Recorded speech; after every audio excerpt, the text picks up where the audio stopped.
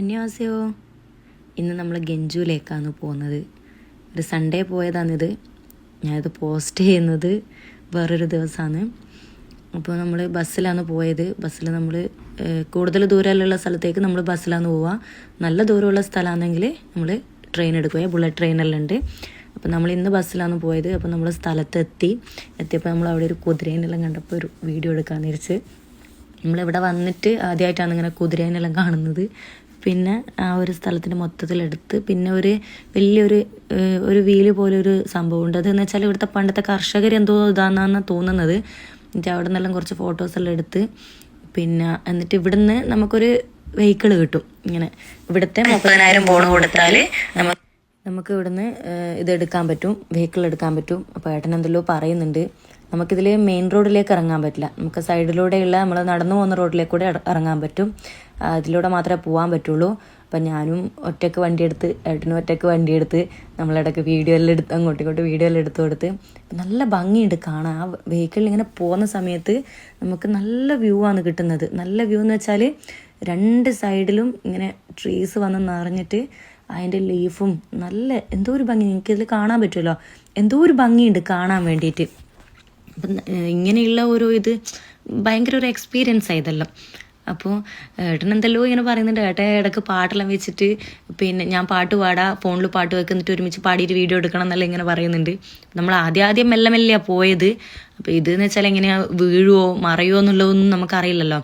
അപ്പം അങ്ങനെ മെല്ലെ മെല്ലെ പോയി പിന്നെ കുറച്ച് സ്പീഡാക്കി.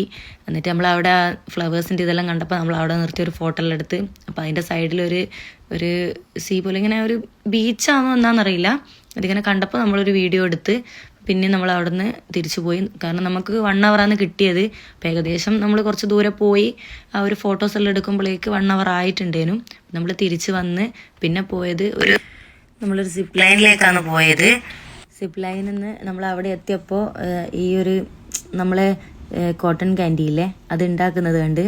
അപ്പോൾ അത് കണ്ടപ്പോൾ ഞാൻ പറഞ്ഞു എനക്കും വേണമെന്ന് പറഞ്ഞു. അതൊരു ചെറിയ മോളാണ് എടുക്കുന്നത്. മോളല്ല, കുട്ടിക്ക് അതിൻ്റെ പാരൻസ് എടുത്തു കൊടുക്കുന്നുണ്ട്. അപ്പോൾ ഞാൻ പറഞ്ഞു എനക്കും വേണമെന്ന് പറഞ്ഞു. അപ്പോൾ നമ്മളെ ചൂസ് ചെയ്തത് ബ്ലൂ കളറാണ്, അവർ ചൂസ് ചെയ്തത് പിങ്കാണ്.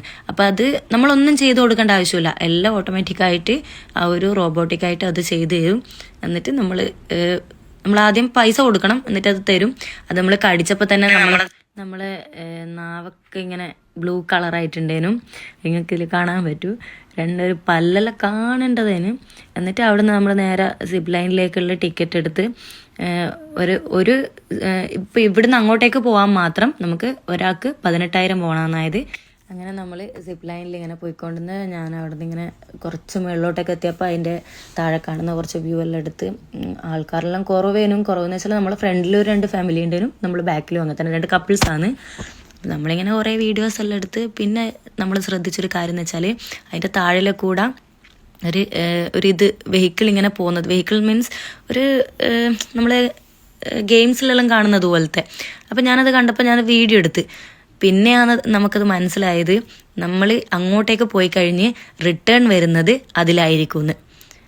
അത് എനിക്ക് ആദ്യം പേടിയുണ്ടായിരുന്നു. എന്താണെന്ന് വെച്ചാൽ മൊത്തത്തിൽ വളവാണ്, വളഞ്ഞ് വരേണ്ടതാ. ഒരു സിഗ്സാഗിലേക്ക് കൂടിയാണ് നമ്മൾ വരേണ്ടത്. പക്ഷേങ്കിൽ എന്തോ ഒരു ധൈര്യം. ഞാൻ വെഹിക്കിൾ എടുക്കാത്തതല്ല, വണ്ടിയൊക്കെ എടുക്കുന്നതാണ്. പക്ഷേങ്കിൽ എന്നാലും ഒരു പേടിയുണ്ടായിരുന്നു അത് എടുക്കാൻ വേണ്ടിയിട്ട്. അതിൽ ഒന്നുമില്ല, ബ്രേക്കോ കാര്യങ്ങളൊന്നും നമ്മൾ ചവിട്ടോ കാര്യങ്ങളൊന്നുമില്ല. ആ ഒരു കാണുന്ന ആ ഹാൻഡിലാണ് എല്ലാം ഉള്ളത്. അത് കുറച്ച് ഫ്രണ്ടിലേക്കാക്കിയാൽ ആ വണ്ടി മൂവാവും. അത് മൊത്തത്തിൽ ബാക്കിലോട്ടേക്ക് വലിച്ചാൽ സ്റ്റോപ്പാവും. അപ്പം നമ്മൾ രണ്ടാളും കൂടെ ഇത് ഇവിടുന്ന് നമ്മൾ ടിക്കറ്റ് എടുത്ത് കഴിഞ്ഞാൽ നമ്മളെ ബാഗെല്ലാം ലോക്കറിൽ വെക്കാൻ വേണ്ടിയിട്ടൊരു സ്ഥലമുണ്ട്. അവിടുന്ന് ലോക്കറിലെല്ലാം വെച്ച് നമ്മൾ ഫസ്റ്റ് കയറുമ്പോൾ തന്നെ ഇങ്ങനെ ഒരു മൂണാണ് കണ്ടത്.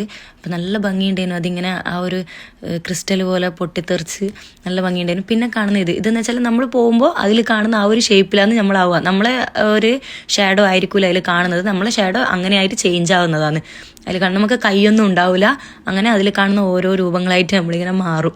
പിന്നെ നമ്മൾ പോയതെന്ന് വെച്ചാൽ ഇതെന്ന് വെച്ചാൽ മൊത്തത്തിലൊരു ഹിമാലയത്തിൻ്റെ ഒരു ഫീൽ എന്നെല്ലാം പറയില്ലേ, അതുപോലെയാണ് മൊത്തം മലകൾ. അപ്പോൾ ഇതിൽ രാത്രിയാകും, പിന്നെ പുലർച്ചെയാകും, രാവിലെയാകും, പിന്നെ സൺറൈസ് ഉണ്ടാവും, സൺസെറ്റ് ഉണ്ടാവും, എല്ലാം മൊത്തത്തിലിങ്ങനെ ആ ഒരു ഇതിങ്ങനെ പ്രോസസ്സ് ഇങ്ങനെ നടന്നുകൊണ്ടേയിരിക്കും. നമ്മൾ സൺറൈസ് ആണ് കണ്ടുകൊണ്ടിരിക്കുന്നത്. ഇതിങ്ങനെ മാറിക്കൊണ്ടേയിരിക്കും. നമ്മൾ ഓരോരാൾ കയറുന്നതിന് ഇപ്പോൾ ഓരോരാൾ വേറെ വേറെ ടൈമിലായിരിക്കുമല്ലോ കയറുക. അപ്പോൾ ആ കയറുന്ന ടൈമിന് ഇതിങ്ങനെ ചേഞ്ച് ആയിക്കൊണ്ടേയിരിക്കും. പിന്നെ ഒരു ഉച്ച സമയത്തുള്ള ഒരു വെയിലും കാര്യങ്ങളും അങ്ങനെ ഇതെല്ലാം ഉണ്ടാവും ഇതിൽ. നല്ല ഭംഗിയുണ്ടായിരുന്നു കാണാൻ വേണ്ടിയിട്ട്. പിന്നെ നമ്മൾ പോയെന്ന് വെച്ചാൽ ഈ ഒരു ട്രീ ആണ്. ഈ ഒരു ട്രീ എന്ന് വെച്ചാൽ അവിടെ ഒരിത് കാണുന്നില്ല, ഒരു ഡ്രമ്മ് പോലത്തെ സാധനം. ആ ഡ്രംസിൽ നമ്മളിങ്ങനെ തട്ടുമ്പോൾ മൊത്തത്തിൽ ആ താഴെ നമ്മൾ നിൽക്കുന്ന തറയിലെല്ലാം ഒരു ചിത്രങ്ങളിൽ കാണാൻ പറ്റുന്നുണ്ടാവുമല്ലോ, അതുപോലെ ആവും.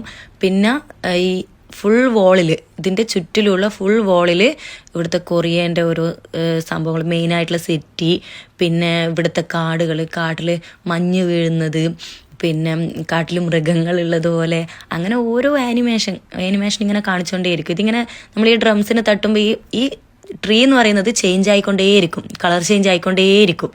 അപ്പോൾ അതിൽ പേട്ടൻ ഇങ്ങനെ പുലിനെ കണ്ടപ്പോൾ അതിൻ്റെ ബാക്കിൽ തന്നെ പോയി അതിൻ്റെ കൂടെ എൻ്റെ ഒരു ഫോട്ടോ എടുക്കുന്നതെല്ലാം പറഞ്ഞിട്ട് അങ്ങനെ വീഡിയോ എല്ലാം എടുത്ത് നമ്മൾ മൊത്തത്തിൽ അതിൻ്റെ ആ ഒരു നല്ല ഭംഗിയുണ്ടായിരുന്നു കാണാൻ വേണ്ടിയിട്ട്. അതിൻ്റെ ഉള്ളിൽ നമ്മൾ കൊടുത്ത പൈസ എന്താ പറയുക നഷ്ടമായിട്ടില്ല എന്നുള്ള അത്രയും നമുക്ക് കാണാൻ അതിൻ്റെ ഉള്ളിലുണ്ടായിരുന്നു. പിന്നെ കണ്ടതാണ് അതിൻ്റെ ഉള്ളിൽ മൊത്തത്തിൽ ഇങ്ങനെ ഇതെല്ലാം കാണുമ്പോൾ എനിക്കിങ്ങനെ ഒരു തലകറക്കം പോലെ ഉണ്ടായിരുന്നു. പിന്നെ നമ്മൾ പോയതെന്ന് വെച്ചാൽ ഒരു ഫിഷ് മൊത്തത്തിലിങ്ങനെ ഈ നമ്മൾ കടലിൻ്റെ അടിയിലേക്ക് പോകില്ല, ആ ഒരു ഫീൽ ആയിരുന്നു നമുക്ക് പോയപ്പോൾ. മൊത്തത്തിൽ അതിൻ്റെ ഉള്ളിൽ ഇങ്ങനെ എല്ലാം പല ടൈപ്പ് ഫിഷ്, നമ്മൾ ആമയെല്ലാം വരുന്നതെല്ലാം കാണിച്ചിട്ടുണ്ടായിരുന്നു. അതിലിപ്പോൾ കാണും കടലാമയെല്ലാം പോകുന്നതും. മൊത്തം ഒരു കടലിൻ്റെ അടിയിൽ എന്തെല്ലാം നടക്കുന്നുണ്ടോ അതെല്ലാം ഇതിലിങ്ങനെ കാണിച്ചുകൊണ്ടേയിരിക്കുന്നുണ്ട്. അത് എനിക്ക് വീഡിയോ എടുക്കാൻ പറ്റിയിട്ടില്ല. ഞാൻ എന്നാലും കുറച്ച് വീഡിയോസ് എടുത്തിന്.